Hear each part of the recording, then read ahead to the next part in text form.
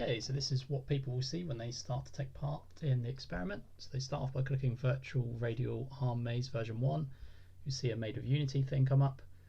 Now you can see I've added some positive and negative images to each of the walls. And you can see that now some of the turnstiles are closed, some of them are open. I've made all the walls transparent. And if we go down any of the corridors where the turnstiles are open, the squares turn green. We need to do 4 of these, and then go back to the main pillar in the middle, which will now be red. And if we click on that, get a 5-second delay. Of course, we can change how long the 5-second delay is. And now we're back in the same maze, but all of the turnstiles are open. So if we go down a corridor where we went in scene 1, see there it turns red instead of green now, because we're now looking to go down the corridors that we didn't go down before.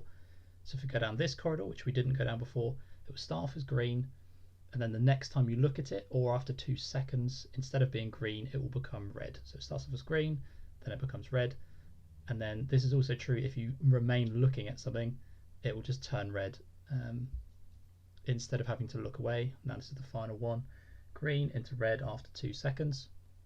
You can see the main pillar there has turned red, but just to show you the other corridors where we'd been before also turn red. Click on that main pillar, and then we can look at the data.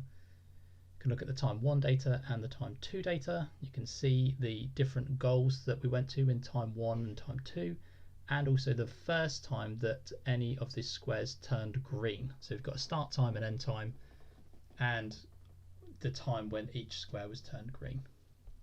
And that's everything. Let me know what you think.